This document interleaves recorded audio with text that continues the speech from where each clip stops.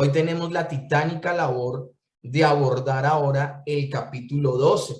Y el capítulo 12 vamos a estar viendo algo en particular y es Soli Deo Gloria. Eso está en latín y significa solo la gloria para Dios. Y para que más o menos entendamos de lo que vamos a hablar hoy y le estemos dando un norte al texto, vamos a estar viendo la motivación detrás de nuestros actos, detrás de los actos de los seres humanos. Y hablo en términos generales porque en este pasaje vamos a ver a dos personajes. Vamos a ver a Pedro y vamos a ver a un emperador, a un rey muy conocido que se llama Herodes. Entonces vamos a ver qué motivaba a uno a hacer todo lo que hacía y qué motivaba al otro para hacer todo lo que hacía. Obviamente, el apóstol Pedro va a representar al creyente, mientras que Herodes va a representar al incrédulo. Entonces, sin más preámbulos, comencemos el día de hoy. Ahora, para poderles explicar el día de hoy lo que quiere decir el capítulo 12, tengo que darles una pequeña como introducción. El libro de Hechos se va a centrar desde el capítulo 3 en adelante, se va a centrar en un personaje en particular que es el apóstol Pablo. Saulo de Tarso ya se ha convertido en el capítulo 9 de Hechos. Ahora lo estamos viendo predicándole a las personas. Ahora acompaña aún en la labor a Bernabé que están haciendo en Antioquía, que fue lo que vimos la semana inmediatamente anterior. Y el libro de Hechos se va a concentrar en la labor del apóstol Pablo de llevar el evangelio a los gentiles, que es el término que se usa para hablar de los extranjeros. Pero antes de que el libro de Hechos se concentre de lleno en la labor del apóstol Pablo en este aspecto, el capítulo 12 va a ser podemos decir como unas comillas, unos paréntesis en este gran tema, y va a abordar la liberación de la cárcel de Pedro y la muerte de Herodes en un solo capítulo. En un solo capítulo va a abarcar todos estos temas. Ahora, tiene un propósito, tiene una razón. Pero antes de siquiera yo leer los textos y antes de leer el capítulo y familiarizarlos con ellos, tengo que hablarles de un contexto, mis hermanos. Tengo que contextualizarlos a ustedes para que entiendan algunas cosas de lo que vamos a ver el día de hoy. Y vamos a tener un contexto histórico en principio. Vamos a hablar en principio de los diferentes Herodes que han sido mencionados en el Nuevo Testamento, porque tenemos que saber de qué Herodes se refiere este capítulo 12 del libro de Hechos. Tenemos que tener en cuenta, mis hermanos, que hay varios Herodes en el texto bíblico. Hay uno que es el principal, se llama, y cuando hablo del principal, no estoy hablando del más importante, sino que hablo del cual vienen el resto de Herodes. Se conoce como Herodes el Grande. Herodes el Grande fue el que mandó a matar a los niños por el nacimiento del Señor Jesús. Ese es Herodes el Grande. Ahora, Herodes el Grande tuvo más hijos. Y a todos los hijos, él tenía tanto ego, tenía tanta soberbia, que a todos sus hijos les puso Herodes también. Ahora, lo tremendo del asunto es que a la muerte de Herodes el Grande, en el año 4, se reparte el reino entre sus hijos. Y sus hijos son precisamente Herodes Antipas, Herodes Arquelao y Herodes Felipe. Ahora, a Herodes el Grande, que es el que gobernaba todo el reino de Judea, que tiene que ver Galilea, Samaria, Judea y Idumea, cuando él muere, ese gran territorio que él gobierna se reparte entre sus hijos. A Herodes Antipas se le da Galilea y Perea. A Arquelao se le da Idumea y Samaria. Y mientras esto sucede, Pilato es gobernador de Roma y Pilato mismo viene de Siria. Ahora, el sumo sacerdote en aquella época es Caifás. Pero hablando del otro hijo de Herodes Filipo o Herodes Felipe, él gobernó en Ituría y Traconitea y debe estar haciendo esta tarea de gobernar el año 4 antes de Cristo hasta el 34 después de Cristo, desde la muerte de su padre hasta el 34. Gobernó mucho tiempo y aparentemente fue uno de los más sabios de todos los hermanos. Construyó la ciudad de Cesarea de Filipo Era considerado amigo de los romanos y murió sin descendencia en el año 37 después de Cristo. Y sus tierras volvieron temporalmente bajo el gobierno directo de Roma. Ahora, esto es importante tener en cuenta. Cuando hablamos de este Herodes Felipe o Filipo, este es el que tuvo como esposa a Herodías, la cual deja a Herodes Filipo por irse a vivir con Herodes Antipas, que es una de las de los reproches que le hace Juan el Bautista a Herodes Antipas. Le dice, no te es lícito tener la mujer de tu hermano. Aquí le estoy hablando de esta novela que es la vida de los Herodes. Ahora, en el año sexto después de Cristo, los romanos deponen a Arquelao y sus territorios son gobernados directamente por un procurador romano que reside en Cesarea. Entonces, si se están dando cuenta, Arquelao duró muy poco tiempo gobernando, es decir, solo 2 años gobernando la tierra que le correspondía. Ahora vamos a hablar de otro Herodes que hay, y es Herodes Agripa. Y este Herodes Agripa, él fue rey de Judea, fue educado en Roma y consiguió que Calígula le concediera el reino de su abuelo Herodes el Grande. Porque acá estamos hablando de que Herodes Agripa no es hijo de Herodes el Grande, sino que es hijo de uno de los Herodes. Y se logró que él gobernara sobre Judea y que ampliara sus dominios. Construyó en Jerusalén el muro que aún se conserva hasta el día de hoy. Agripa pasó su juventud en la corte del emperador romano Tiberio, donde fue nombrado compañero de su nieto Cayo César y posteriormente el emperador fue Calígula. De este Herodes, precisamente, de este Herodes es el que vamos a hablar el día de hoy. No vamos a hablar ni de Herodes el Grande, ni de Antipas, ni de ninguno de ellos, ni de Felipe. Vamos a hablar es de este Herodes, nieto de Herodes, Herodes Agripa. Ahora, es importante, ya que hemos contextualizado de qué persona estamos hablando, quiero que entendamos algo. El rey Herodes, Herodes el Grande, fue un rey puesto por los romanos.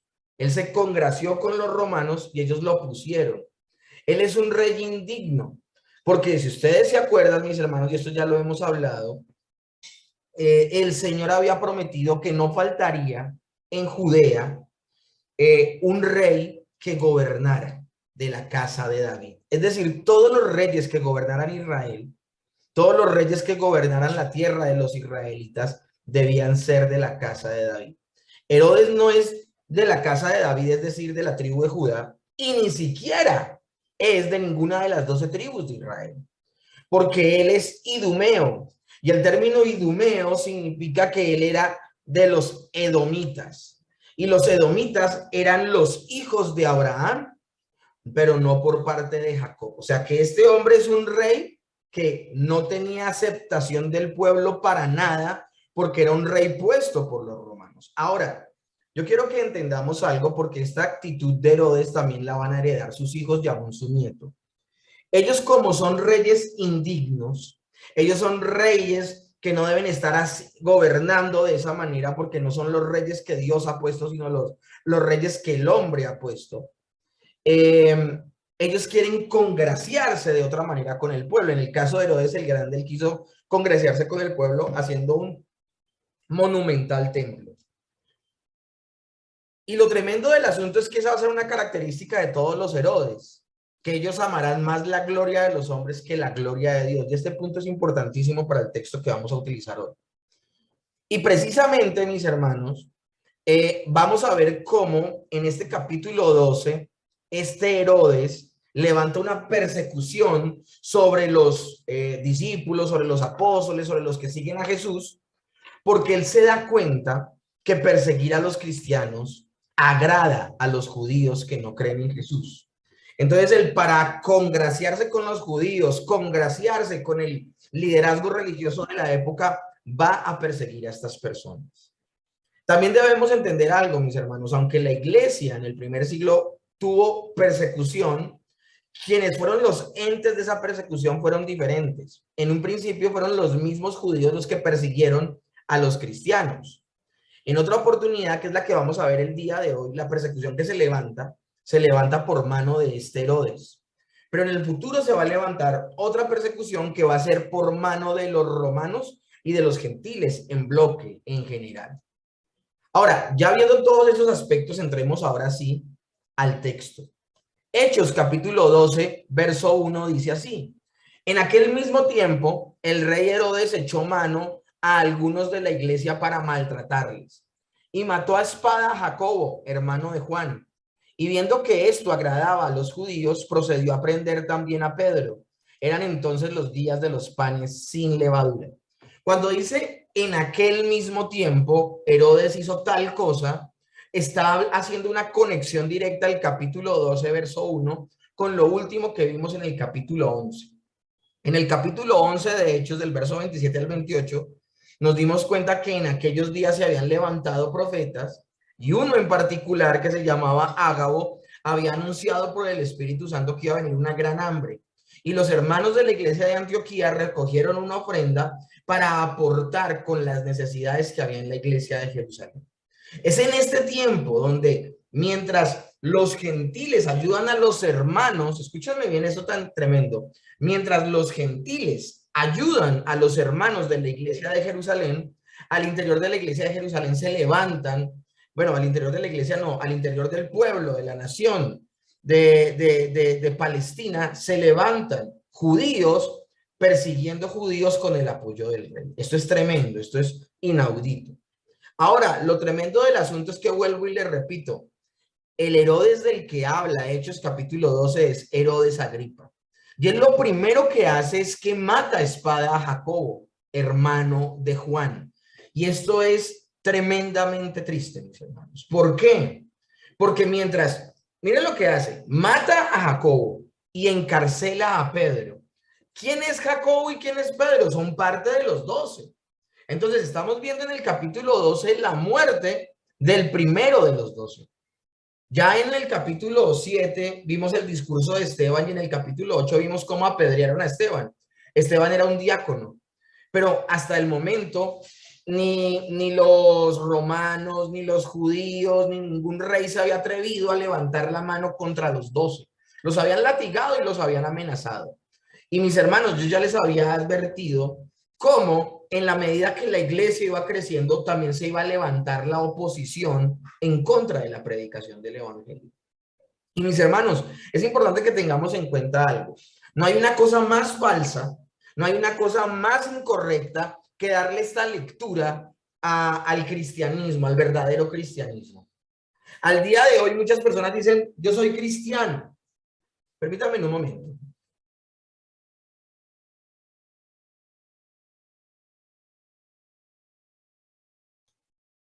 Lo tremendo del asunto, mis hermanos, es que al día de hoy hay muchos que dicen llamarse cristianos. Y esos cristianos están gozando de cierta popularidad en medio del mundo. Entonces ahora los cristianos se ganan Grammys. Ahora los cristianos hacen parte del jet set de Hollywood.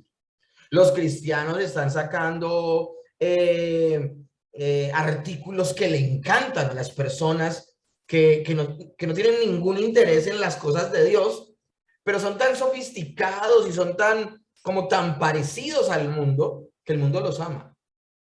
Y había un hombre de Dios que decía algo que a mí me llama poderosamente la atención.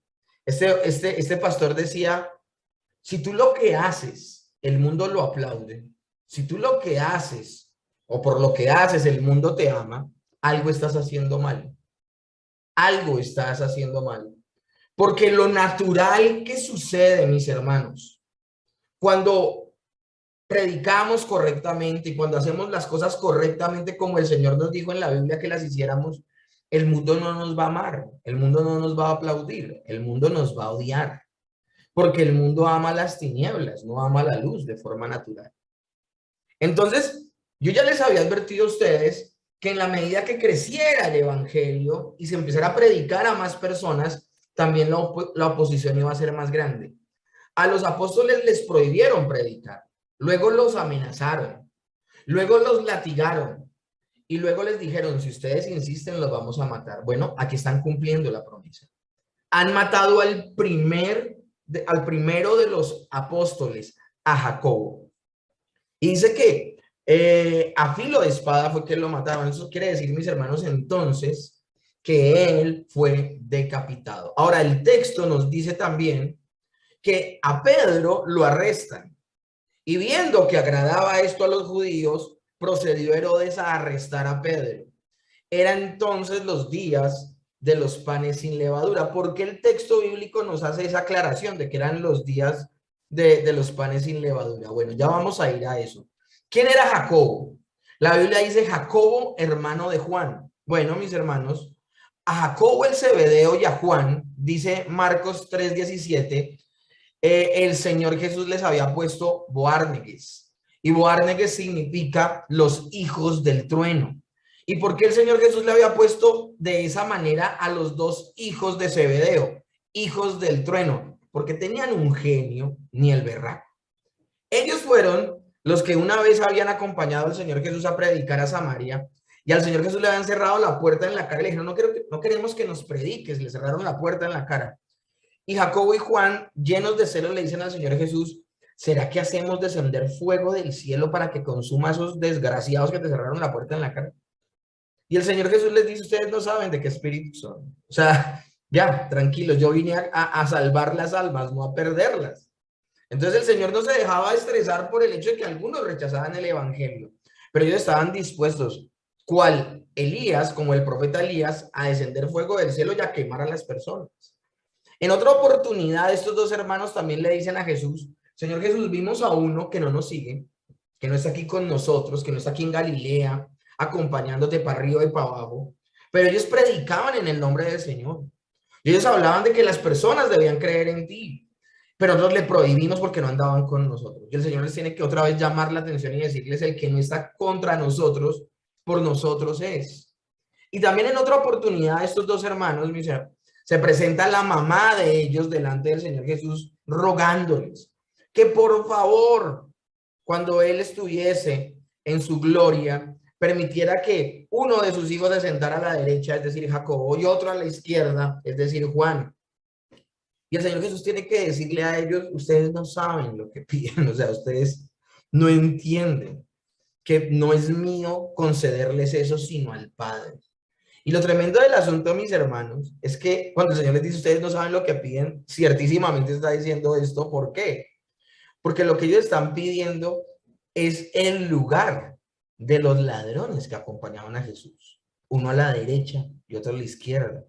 Porque si el Señor tuvo un momento donde él había cumplido su propósito maravilloso que lo catapultó a la resurrección, a la ascensión, y que haya sido coronado Rey de Reyes y Señor de Señores, fue precisamente su muerte en la cruz del Calvario.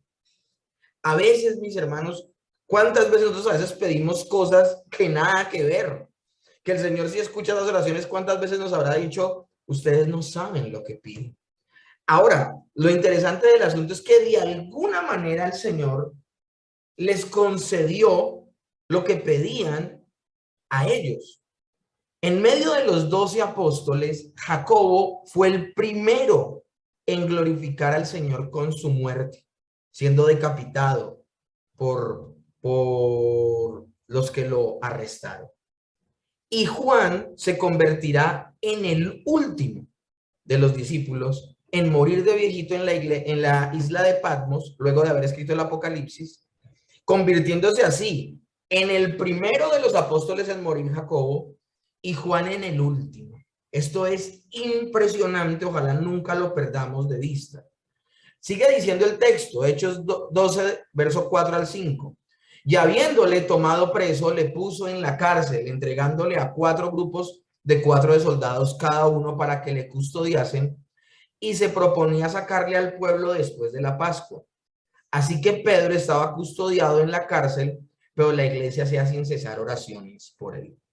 Mis hermanos, aquí retornamos, ya después de haber explicado quién era Jacobo, quién era Juan, después de haber visto lo maravilloso que aún el Señor se glorifica en la muerte de sus hijos, volvemos a Pedro. Pedro que ha sido arrestado, que ha sido llevado a la cárcel, pero que de alguna manera se detiene su proceso por una fecha en particular, el día de los panes sin levadura o la Pascua.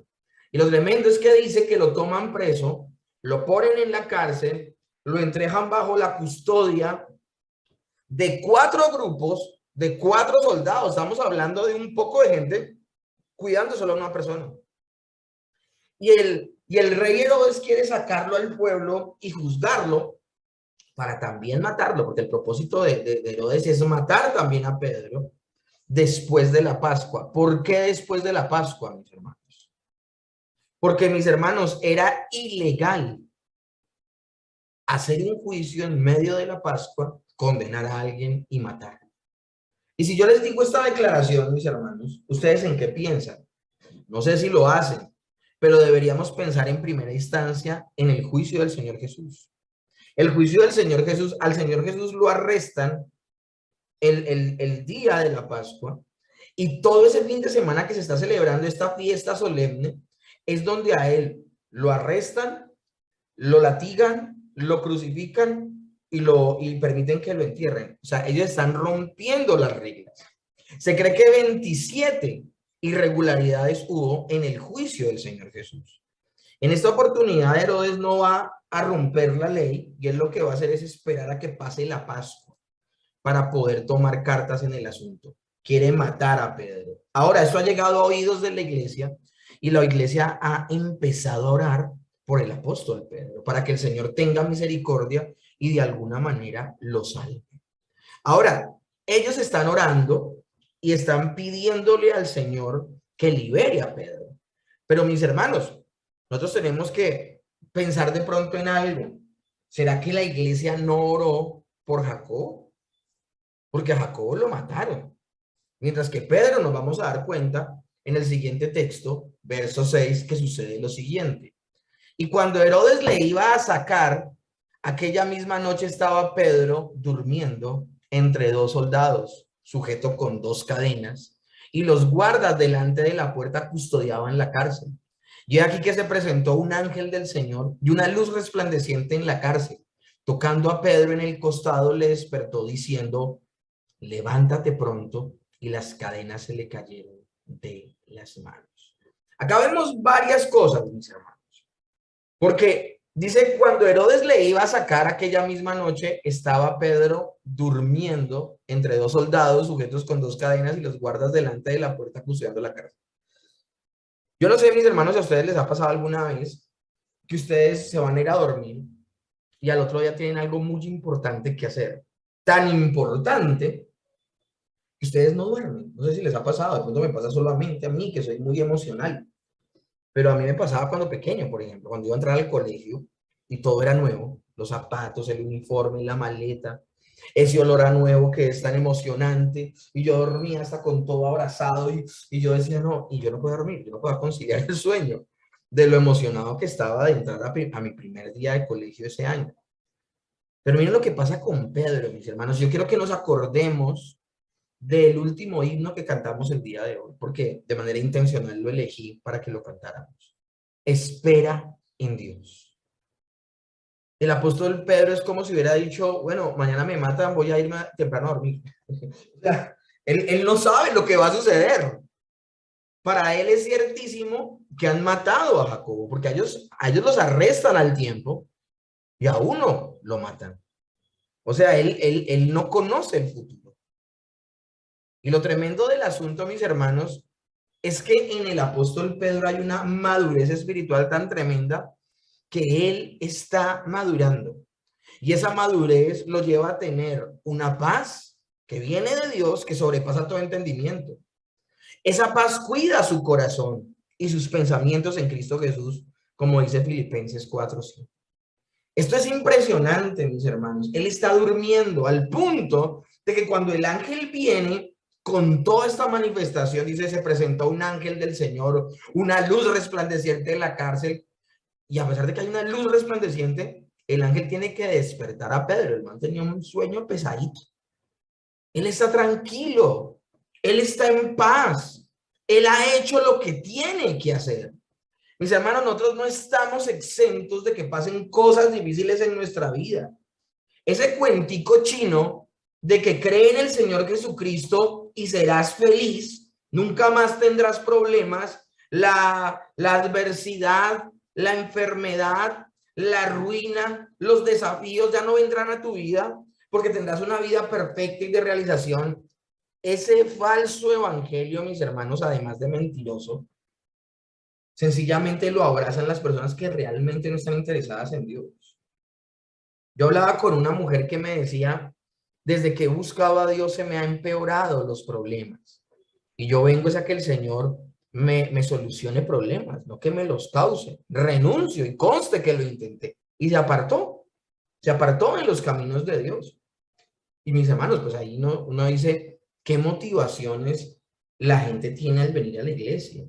Yo sé que el Señor puede atraer nuestra atención porque tengamos un problema de pronto en nuestro carácter, tenemos una debilidad, de pronto somos adictos a algo, o tenemos problemas con nuestra pareja, tenemos un hijo enfermo, de pronto tenemos problemas en lo laboral, tenemos una bancarrota en las finanzas, y Dios puede llamar la atención a través de todos estos problemas, es verdad, puede sensibilizarnos. Pero hay personas que dicen, si el Señor no me soluciona, no lo busco más, o sea, condicionan a Dios. Y mis hermanos, el apóstol Pablo dice, por todo y en todo he sido enseñado, así como a tener abundancia, como a padecer escasez. Todo lo puedo en Cristo que me fortalece. Cuando la fe en una persona es real, en los momentos de adversidad, esta persona no deja de creer, sino es cuando más cree. Y aquí tenemos a un Pedro confiando plenamente en el Señor. Ahora, se le presenta el ángel, lo levanta, lo despierta y le dice en el verso 18, de cierto te digo que, bueno, el ángel lo despierta, lo levanta, este es otro texto, lo levanta y le dice que se levante pronto y las cadenas de Pedro caen de sus manos. Las cadenas de Pedro caen de sus manos. Mis hermanos, cuando el Señor se manifiesta en tu vida, es algo evidente que el Señor, toda cadena que haya en tu vida, toda debilidad, todo aquello que te impide crecer, que te impide avanzar en los caminos del Señor, el Señor las va a romper. Y mis hermanos, este Pedro que está en la cárcel, que está tranquilo, que está esperando en Dios, que no está angustiado, es un Pedro tan diferente al Pedro que negó a Jesús esa noche que el Señor estaba siendo latigado, que estaba siendo maltratado. A Pedro se le acerca una criada y le dice, tú estabas con él, y él niega a Jesús. Luego vienen otras personas y lo vuelve a negar. Y luego otra persona, un criado de la casa allí donde están, del sumo sacerdote, vuelve y le dice, usted estaba con él. Y él termina hasta maldiciendo, diciendo palabras de grueso calibre, hablando como cualquier persona de la calle, menos como un apóstol del Señor, diciendo, no lo conozco. Y él actúa de esa manera porque él tiene miedo de que lo maten. Pero viene el Espíritu Santo sobre Pedro. Pedro crece espiritualmente porque el Espíritu Santo está con él y el carácter de Pedro cambia completamente. Un carácter donde él, cuando le dicen, deje de predicar en el nombre del Señor, él dice, ¿qué es mejor, hacerle caso a Dios o hacerle caso a los hombres? Y ese día lo latigaron. Ahora hoy lo tienen arrestado, lo tienen en una cárcel, lo van a matar al otro día y él no se mueve de su posición. Él es un hombre de una sola pieza. Él no va a permitir que nada ni nadie lo haga cambiar en su convicción de fe. ¿Por qué? Porque Pedro ha madurado. Y el Señor Jesús se lo había dicho en Juan 21. Juan 21 es cuando el Señor restaura a Pedro luego de las 3 veces que él lo ha negado. Y es donde le dice, Pedro, ¿me amas? Pedro, ¿me amas? Pedro, ¿me amas? Y en 3 oportunidades él le dice, tú sabes que te amo, tú sabes que te amo, tú sabes que te amo. Lo tremendo del asunto, mis hermanos, es que luego de esta restauración, porque el Señor Jesús quiere llevar a Pedro a que cada vez que él lo negó, él diga te amo 3 veces. Luego de eso le profetiza a Pedro y le dice, de cierto te digo, cuando eras más joven te ceñías e ibas a donde querías. Mas cuando seas viejo, extenderás las manos, te ceñirá otro y te llevará a donde no quieres. Mis hermanos, la madurez espiritual radica ¿en qué? Radica en no, o sea, hay gente que dice, yo quiero ser grande, o sea, yo me acuerdo cuando yo era niño, yo decía, yo quiero ser grande para hacer lo que se me pegue la gana. Yo quiero ser grande para ser libre. Y mis hermanos, crecí y me di cuenta que ahora que soy grande, el ser adulto no me lleva a hacer lo que me dé la gana, sino que una persona cuando es adulta verdaderamente, porque hay gente que tiene 40, 50 años y siempre piensan como adolescentes. Pero una persona que no solamente crece en edad, sino que crece también en mentalidad, en madurez, entiende que el adulto no es libre para hacer lo que quiere, sino para hacer lo que debe. Libre no es aquel que hace siempre lo que quiere, sino quien pudiendo hacer lo que desea, elige hacer lo correcto. Este Pedro no es el mismo Pedro que negó al Señor Jesús. Es un Pedro completamente maduro. Un Pedro, mis hermanos, que nada lo va a mover de su postura. Y lo tremendo del asunto es que el ángel le dice, cíñete, átate de las sandalias, y así lo hace Pedro.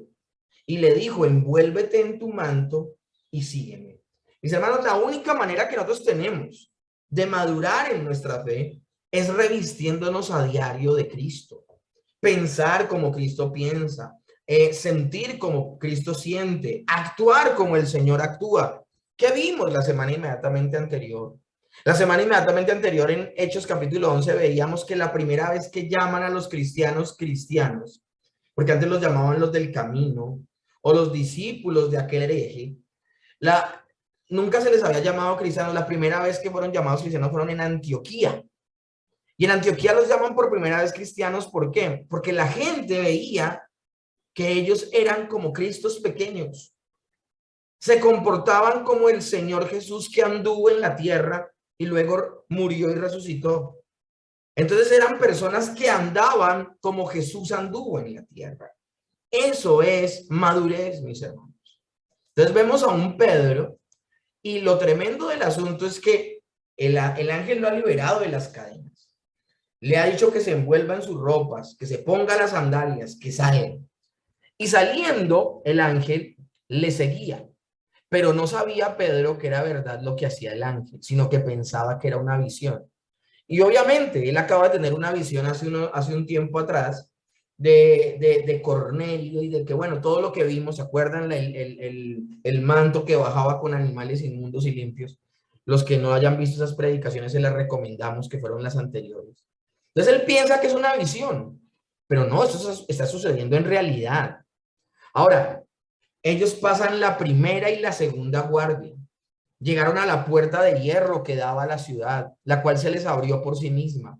Y salidos pasaron la calle y luego el ángel se separó de él.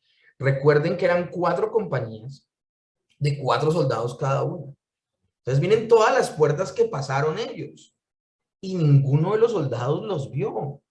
Ahora, cuando ya está en la calle, cuando ya está afuera, Pedro, volviendo en sí, dijo, ahora entiendo verdaderamente que el Señor ha enviado un ángel y me ha librado de la mano de Herodes y todo el pueblo y de todo lo que el pueblo de los judíos esperaba. Ahora, el ángel libró a Pedro, pero notemos que no hizo esto porque el apóstol mismo pudiera hacer algo, mis hermanos. El ángel libró a Pedro, pero nótese que no hizo por el apóstol lo que él mismo podía hacer. ¿Qué fue lo que podía hacer Pedro? Pedro se podía levantar, Pedro podía ceñirse la túnica, podía ponerse las sandalias, podía caminar. El ángel le libró de las cadenas y le condujo fuera de la cárcel, pero le dijo a Pedro que se pusiera sus zapatos, que se vistiera y que le siguiera. Mis hermanos, si seguimos con nuestra forma de ver esto de que caigan las cadenas y de ponerse el manto como el crecimiento espiritual del creyente, mis hermanos, yo quiero que entendamos una cosa, en el proceso de santificación, todo lo hace Dios. Si tú y yo podemos decirle no al pecado, si tú y yo podemos decirle no a la maldad, es por el poder de Dios. Es porque Dios actúa en nosotros a través del Espíritu Santo.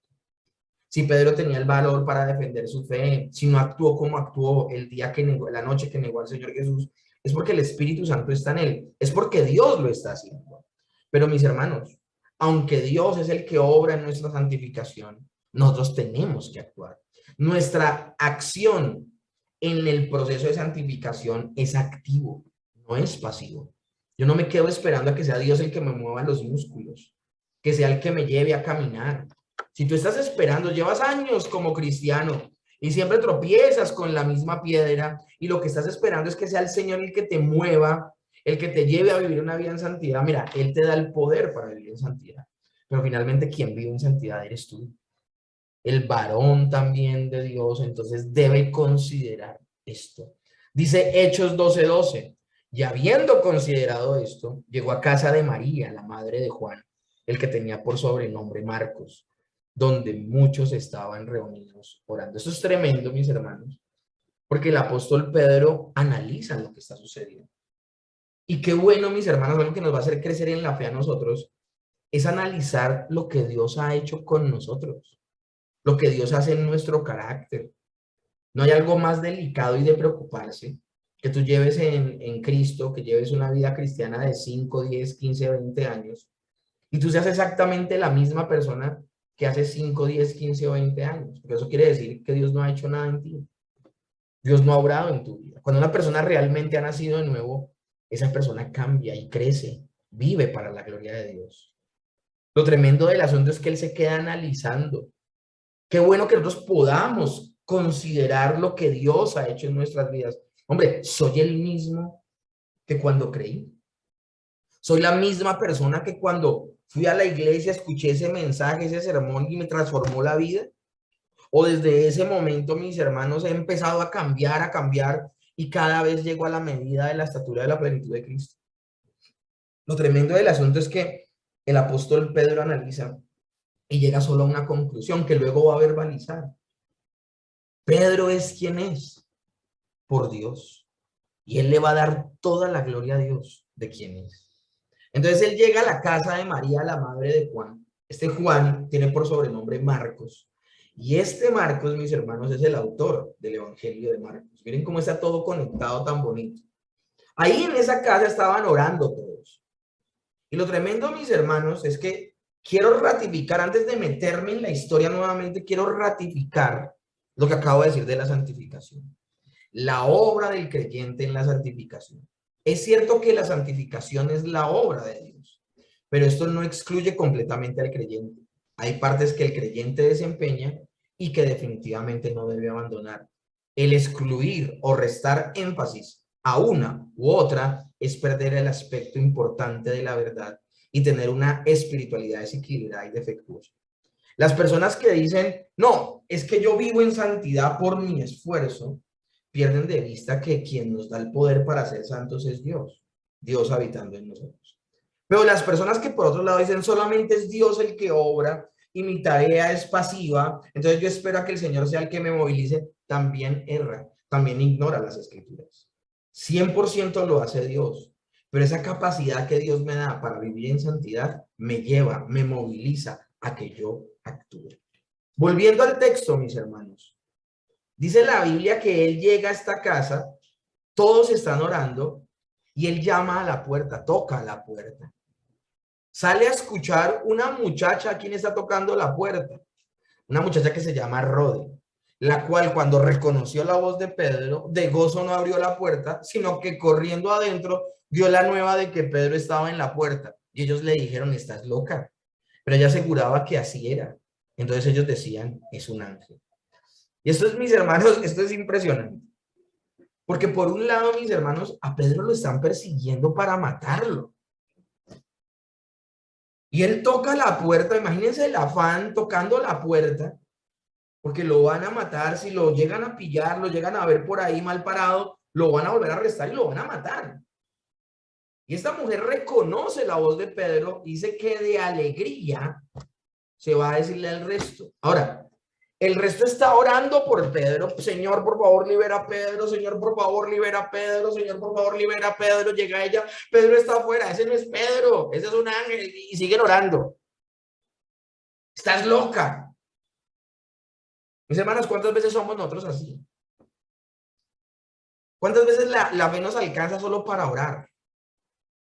Pero la fe no nos alcanza para creer que podemos recibir por lo que estamos orando. ¿Cuántas veces actuamos de esa manera, donde donde nosotros realmente no hay convicción. Ahora, lo tremendo del asunto es que eso es a lo que se refiere el Señor cuando dice que si tuviéramos fe como un grano de mostaza. El creyente, mis hermanos, no tiene que tener una fe grandísima, una fe sólida. De hecho, yo les he explicado en varias oportunidades qué significa la palabra fe. La palabra fe significa confianza. Y si yo vengo delante de Dios y abro mi corazón y le pido por algo, mi confianza debe ser la confianza de un niño. Y si ustedes tienen la oportunidad de ver los estudios que hicimos de Mateo, donde veíamos el Sermón del Monte y las bienaventuranzas, y veíamos también el estudio de cuando el Señor Jesús compara el comportamiento de un niño con el comportamiento que debe tener todo creyente. Él cuando dice que tengamos la actitud de un niño, no se refiere a que seamos inmaduros como niños, sino a que confiemos como niños. Miren, los niños saben que no poseen nada. Los niños saben que quienes poseen todo son sus papás. Entonces nunca van a ver a un niño como con esa, y estamos hablando de niños pequeñitos, ¿no? No estamos hablando del niño perverso de 10 años que ya piensa que es el jefe de la casa, ¿no? Estamos hablando de los niños pequeñitos que todavía no tienen ni siquiera uso de razón, pero ellos sí tienen claro que si quieren comer, tienen que ir donde el papá y la mamá. Que si quieren protección, tienen que resguardarse en donde está papá y mamá. Que cualquier cosa está para ir al baño, porque ellos se ven incapaces de cualquier cosa. Por eso lloran, por eso claman, por eso le piden a sus papás. A eso se refiere la Biblia cuando dice que seamos como niños. Que entendamos lo incapaces que somos y que solo Dios nos puede ayudar. Pero mis hermanos, una vez que acudimos a Él, que ojalá la fe nos alcance para creer que Él puede contestar nuestras oraciones. Lucas 18:8 dice, pero cuando venga el Hijo del Hombre hallará fe en la tierra. Lo tremendo del asunto es que cuando se habla de este texto, el Señor Jesús empieza a botar parábolas sobre la oración. Entonces, si uno hace un análisis, mis hermanos, la mayor muestra de que una persona tiene fe es que ora. La Biblia dice, pero el que le busque crea que le hay. Es que, mis hermanos, es orarle al invisible. Eso es verdadera fe. Entender que Él está allí, que Él te puede escuchar, que Él te puede ayudar. Esto es impresionante, mis hermanos. Pero también me parece impresionante cómo la Biblia no le esconde las inmadureces a la iglesia.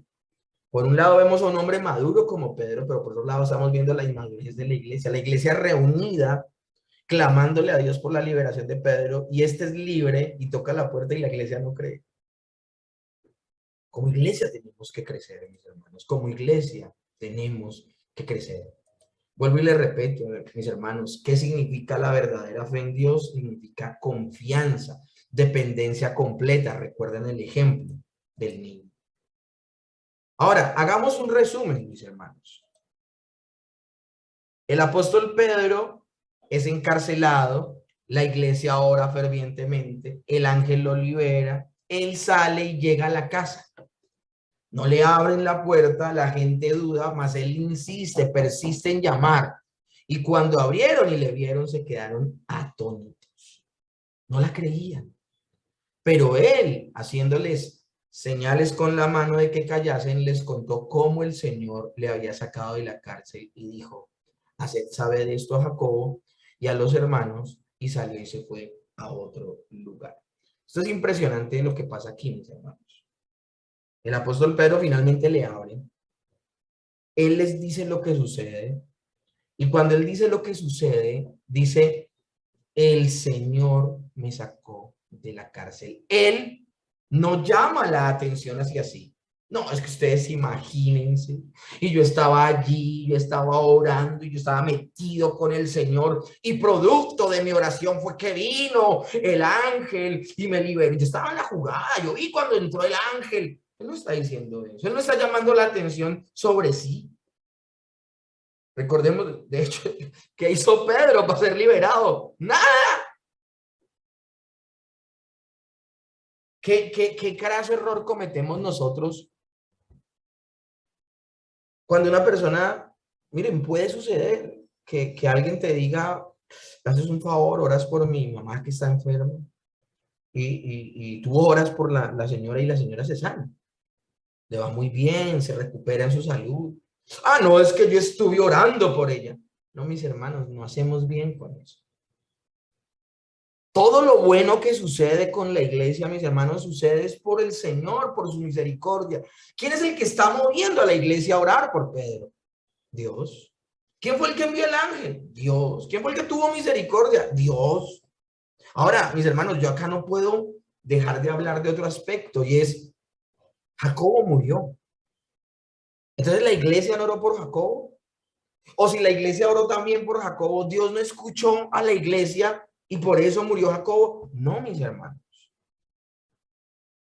La voluntad de Dios, mis hermanos, es buena, es agradable y perfecta. Y en su perfecta, buena, agradable voluntad, Pedro fue liberado y Jacobo fue muerto.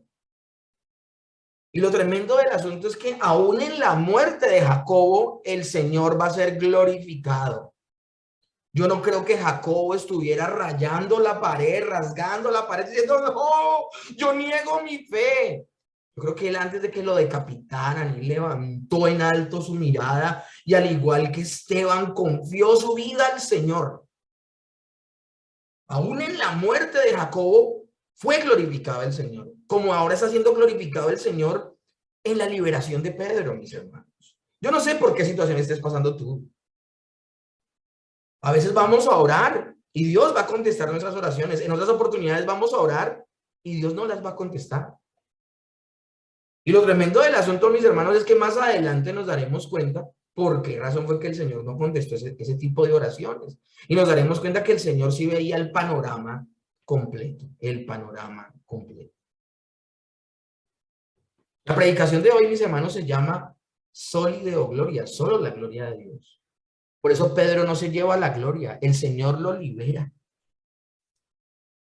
Y Pedro lo que hace luego de decirle a ellos lo que sucedió, le dicen, háganle saber a Jacobo y a los hermanos lo que ha sucedido, y salió y se fue a otro lugar, es decir, Pedro se escondió. Él no iba a permitir que lo mataran, ¿por qué? Porque él tenía una labor, y era afirmar a la iglesia y seguir llevando el evangelio a muchos lugares. Entonces Pedro se esconde, pero antes dice, hagan saber esto a Jacobo, pero si Jacobo acabó de morir, bueno, está hablando de otro Jacobo. Está hablando de Jacobo o Santiago, porque el nombre Jacobo también significa Santiago, y es el Santiago que escribió la carta Santiago. Y no sé si ustedes sabían, mis hermanos, pero tanto el autor de la carta de Santiago, de la epístola de Santiago, como el autor de la carta Judas, ellos dos son medio hermanos del Señor Jesús. Y Jacobo o Santiago, el que escribió la carta, ninguno de ellos dos pertenecía a los 12 apóstoles, pero ellos tenían autoridad apostólica y fueron muy cercanos a los apóstoles. De hecho, Jacobo, el medio hermano del Señor Jesús, se va a convertir en el líder de la iglesia de Jerusalén. Y cuando Pedro le dice esto a los hermanos que están ahí reunidos orando, díganle a Jacobo y a los hermanos, díganle a todos que estoy a salvo y que me voy a esconder por un rato. Eso es lo que está pasando. Luego que fue de día, hubo no poco alboroto entre los soldados sobre los que había estado bajo la guardia de Pedro. Mas Herodes, habiendo buscado sin hallar a Pedro, después de interrogar a los guardias, ordenó llevarlos a la muerte. Después descendió de Judea a Cesarea y se quedó allí. Ya estoy por terminar, mis hermanos. Lo tremendo del asunto, mis hermanos, es que se le fue de las manos a Herodes Pedro. Entonces él ya no tiene con qué agradar a las personas, a los judíos, y él en su frustración mató a todo el mundo. Mató a estos 4 escuadrones de 4 soldados cada uno porque ellos no supieron darle razón. Los mató a todos. Y luego, frustrado, se va de Judea a Cesarea. Y estando allá en Cesarea, dice la palabra para terminar. Y Herodes estaba enojado contra los de Tiro y de Sidón, pero ellos vinieron de acuerdo ante él y sobornaron a Blasto, que era camarero mayor del rey, y pedían paz, porque su territorio era abastecido por el rey. Un día señalado, Herodes, vestido de ropas reales, se sentó en el tribunal y les arengó. Y el pueblo aclamaba gritando, voz de Dios y no de hombre. Al momento, un ángel del Señor le hirió por cuanto no dio gloria a Dios y expiró comido de gusanos. Pero la palabra del Señor crecía y se multiplicaba. Bernabé y Saulo, cumplido su servicio, volvieron de Jerusalén, llevando también consigo a Juan, el que tenía por sobrenombre Marcos. Aquí hay mucha información en esta porción de las Escrituras. Lo primero que sucede, mis hermanos, es que él, como rey de esa región, él era el que permitía que hubiese, Herodes, era el que permitía que hubiese comercio entre ciertas ciudades. Dice que vinieron a él los de Tiro, y de Sidón, porque él se había enojado contra ellos y les había cortado los suministros. Ahora, ellos se presentan delante de Herodes y Herodes les empieza a arengar. Y el término arengar es que empezó a dar un discurso tan profundo, tan maravilloso para los que escuchaban, porque si algo sabía Herodes era lo que la gente quería escuchar, muy parecido a muchos predicadores del día de hoy, ¿no? Que se paran en un púlpito no a predicar lo que la gente necesita escuchar, sino a saciar la comezón de oír que tienen las personas. Dicen que a estas personas les pareció tan bonito el discurso, pero también además del discurso, encontré algo interesante en una historia que da Flavio Josefo de lo que sucede. Ya se las voy a leer a continuación. Al parecer, Herodes tiene un vestido que brilla con el sol, porque es como plateado y está tejido de oro. Eso sumado a su gran discurso que está dando, dice que la gente empezó a gritar y a clamarle voz de Dios y no de hombre. ¿Y saben?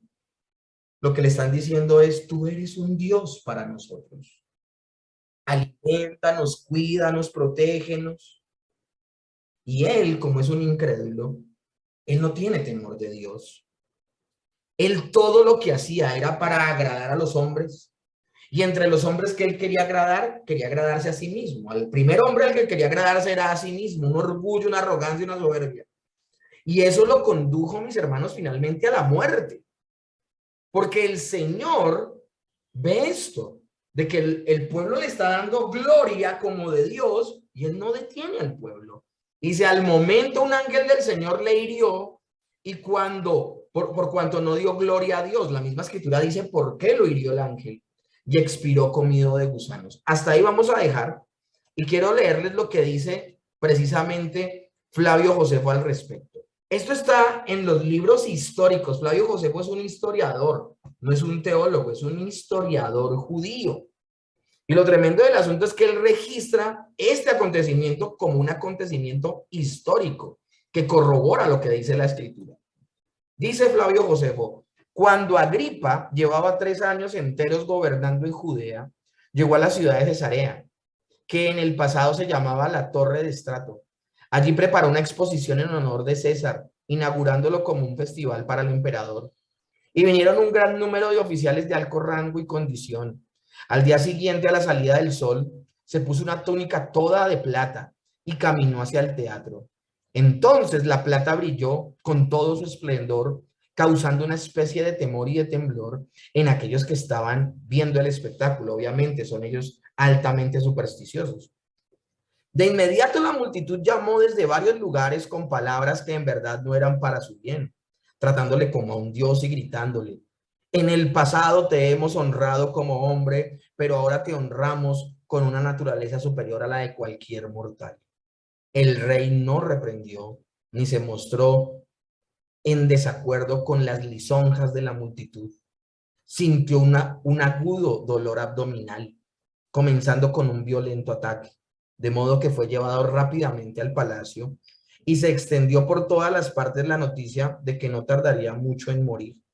Y cuando hubo sufrido continuamente durante 5 días, a causa del dolor en el abdomen, murió a la edad de 54 años, después de haber estado gobernando durante 7 años. Esto es tremendo, mis hermanos. Esto nos deja ver la inerrancia de las escrituras puntualmente, como la palabra de Dios lo que dice no es falso. Un documento histórico lo corrobora. Lo tremendo del asunto, mis hermanos, es cuando Dios, miren a Pedro analizando lo que ha sucedido en su vida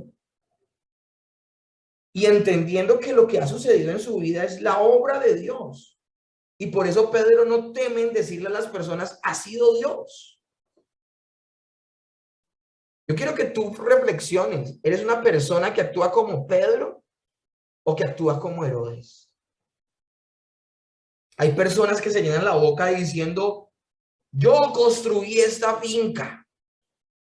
¿Cuál Dios? Fui yo el que trabajó con mi esfuerzo, ¿sí? ¿Quién te dio el esfuerzo?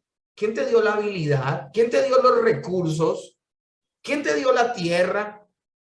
¿Quién te dio la capacidad? La Biblia dice, toda dádiva y don precioso procede de lo alto. Toda dádiva, todo don perfecto procede de lo alto, del Padre de las luces. No nos quedemos con solo ver la causa secundaria de las cosas. Sí, yo trabajo, pero es Dios quien abre esas oportunidades. La causa primaria de todas las cosas es Dios.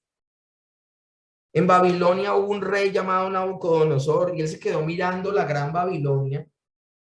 Babilonia fue el imperio que tuvo mayor esplendor de todos los imperios antiguos, mis hermanos. Por encima de los griegos, de los medos, de los persas, de los romanos, de cualquier imperio.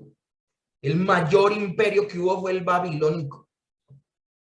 Y se para Nabucodonosor y dice, esta es la Babilonia, la gran Babilonia que yo construí. Se quedó con la gloria. Y dice el libro de Daniel que en ese mismo momento le atacó una locura en la cual duró como 5 años, donde su hijo tuvo que ser el que gobernara porque su papá se dejó crecer las uñas, la barba, el pelo, comía hierba del campo y se comportó como un animal por 5 años porque Dios le quitó la cordura al rey Nabucodonosor. Hasta que después de ese tiempo, él mira a los cielos, 5 o 7 años, y dice que él mira a los cielos y reconoce que es Dios el que hace todas las cosas y le fue vuelta la cordura, dice el libro de Daniel. Una persona que no entiende y no reflexiona sobre la obra de Dios en su vida, cómo ha cuidado de tu vida, cómo te ha guiado en tu vida, cómo te ha ayudado en tu vida, y se queda con la gloria y dice, es que soy yo, soy yo, soy yo. No va a ser una persona que tenga la paz que sobrepasa todo entendimiento de Pedro. No será una persona que guarde sus pensamientos y su corazón en la verdad de Cristo Jesús, sino que será una persona que criará gusanos. Y esos gusanos en algún momento te harán perder la razón. ¿Qué crías tú en tu interior, mis hermanos? ¿Crías gusanos por tu ego, por tu arrogancia, por tu insensatez? ¿O eres de los que depende de Dios, confía en Dios y reconoces que aún en las pequeñas cosas que suceden en tu vida está Dios, mis hermanos?